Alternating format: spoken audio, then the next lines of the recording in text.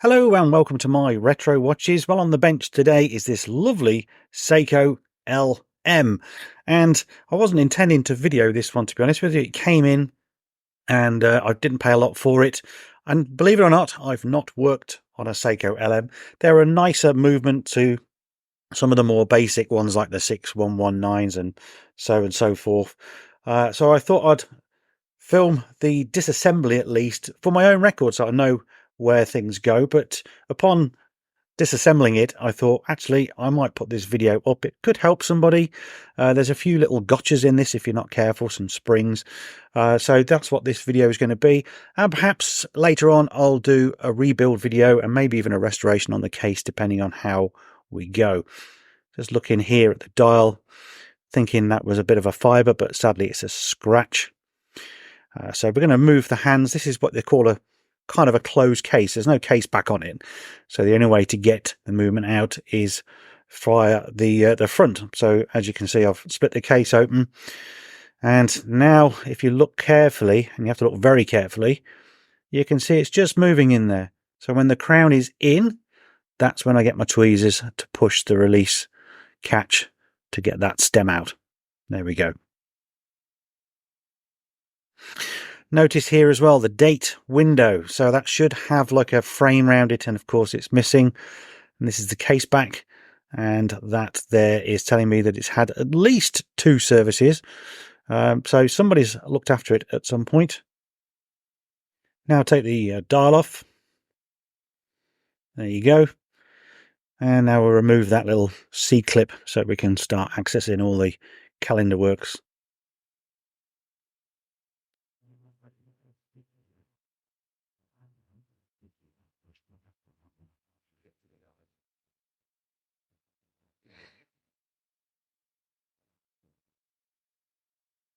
And then under there reveals that, which looks, well, very Seiko-ish, but also looks quite complex compared to other things I've seen before. So we'll start stripping it away. Now I've edited out, obviously, unscrewing the screws. And as I say, I do this quite often. I film a movement, you know, if I'm not making it for a video normally, just so I know where all the places, where all the parts go and things like that in case I miss something. It's a beauty because of this microscope that I use here, the Link Micro one. I can record and take photos at the same time, so I use it to my advantage. Now we're looking here, and it is very complex. It's got a very elaborate keyless works set in. I'll just remove some of the calendar components here. They're quite easy and straightforward. But yes, it's going to be intriguing because like most of my videos really, this is new to me, so you've got to find your way as you go. And I'm trying to work out which part comes off first on this watch. I've edited it down a little bit because there was a bit of thinking to start with. It's all kind of like layers. So there's a lot of these sort of springs. So they're all holding things in. And it's all to do with basically how the quick set is going to work for the day and the date. And equally the sliding clutch for changing the time, of course. But it's different to how I've seen all other Seikos that I've worked on, or just about all of them. So again, just intrigued by how that wheel is being held in at the moment. Clearly there's a spring, but it doesn't want to come out just yet. So we'll keep stripping down other parts.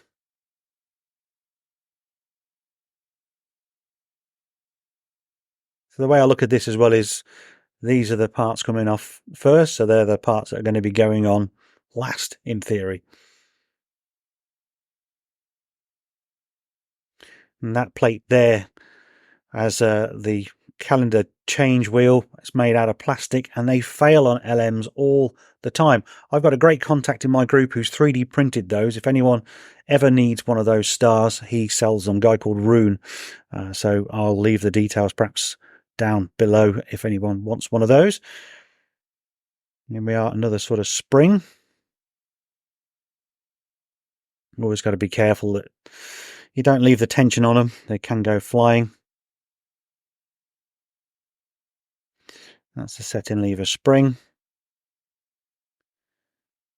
And under there, got parts that look almost blued. It's a bit strange. how the steel has changed like that. And this part flies off. And I still don't know why it sprung out like it did. I was worried that there was a spring missing, or there was a spring under that flew it off, and I had to contact my friend Simon, who will be watching this no doubt. Had a long conversation with him. He reassured me that no, there's no spring missing, Mike, it's fine, which is much to my relief. There's nothing worse than having springs fly away. They're a bugger to find. So there we go, there's the yoke. Then we can get the clutch out and the winding pinion, because this is also a hand wind watch. A lot of the other Seikos, or the lesser movements, are just automatic only, and that's the sort of step up you get with a better quality movement. These are the sort of springs, like I say, I like to go absolutely flying. But there we go, that's that bit stripped off, and now we're back at looking at what we do with this wheel. And hopefully you can see that there's just a little U-shaped spring there as well, which I'll remove for safekeeping. Take the cannon pinion off. And that's essentially the dial side done. Here we are on the movement side, and you can see it's a little bit more decorated, isn't it? The surface finishes on the wheels are a bit more pleasant. You've got a lovely regulator screw on this balance, which I'm looking forward to using for the first time. Makes regulation a bit easier. And then I've never seen this sort of wheel before. This is presumably how the rotor winds or transfers down to the mainspring. And it's held in by this sliding, I don't know what you'd call it, sliding cover, sliding plate.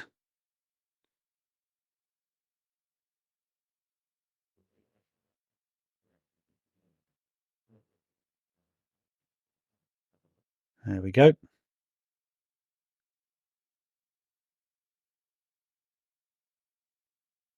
And we can take the ratchet wheel off. If you look closely at the crown wheel next to it, that's a fixed wheel. It's not going to come off to service, or I don't think it comes off.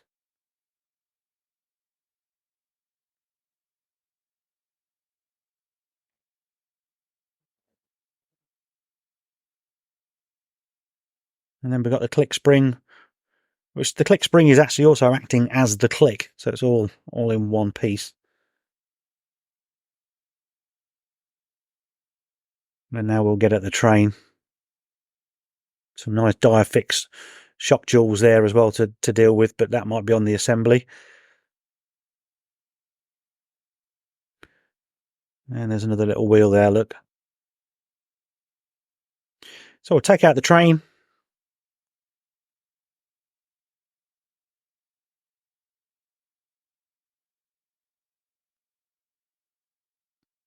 That thing there is actually the hacking lever. You can see it's holding that wheel. And that has a really nasty spring next to it there that I didn't really know about at the time. Those can fly out apparently and get lost.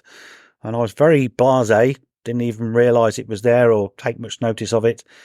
And fortunately for me, I don't lose it. Now look at this wheel. It's really complex in its makeup, look. Fascinating stuff.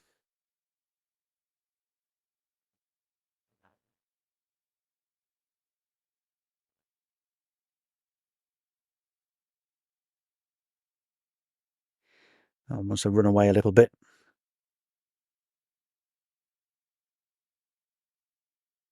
So I'll now remove the hacking lever.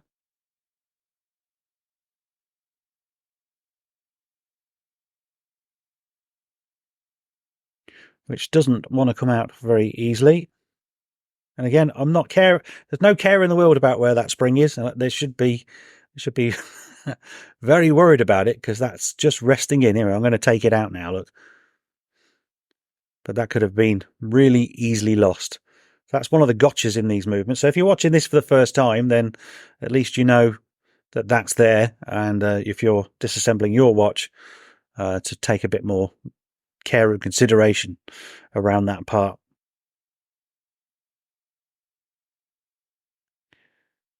And there we go. We've only got the escape and the pallet to take out.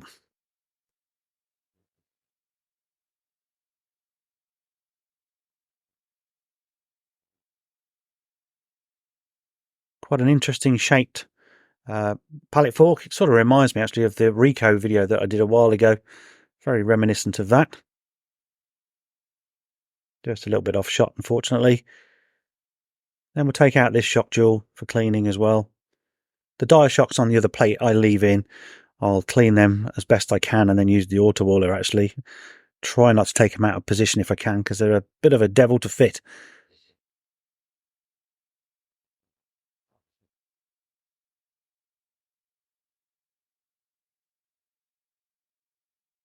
And then the last is just that little wheel here.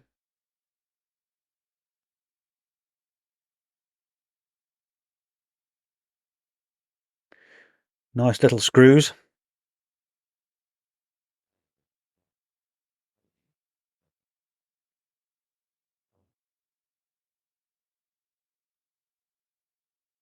You see that plate just doesn't want to move. So again, Rodico, watchmaker's best friend. You get all the parts out that way. And that really, guys, is essentially it. That's just a strip down of a Seiko LM. Leave your comments really, because if you're enjoying this, then I will try and do an assembly video. I can't guarantee it's going to be any time soon. This is a parts tray, so people do ask me about how I keep all the parts. It's a big circular thing, all these different compartments, and as you can see, I line up bits as I take them off. I'll take photos of these as well so I can remember the screws, because I don't always wash the screws. I keep them in the trays like this, put the parts back in, and then, you know, I know that I've got everything together for those particular sections.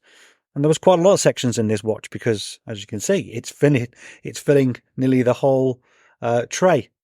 Anyway, that's going to be the end of the video. Like, subscribe, comment below. I'll see you very soon in the next one. Thanks for watching. Bye for now.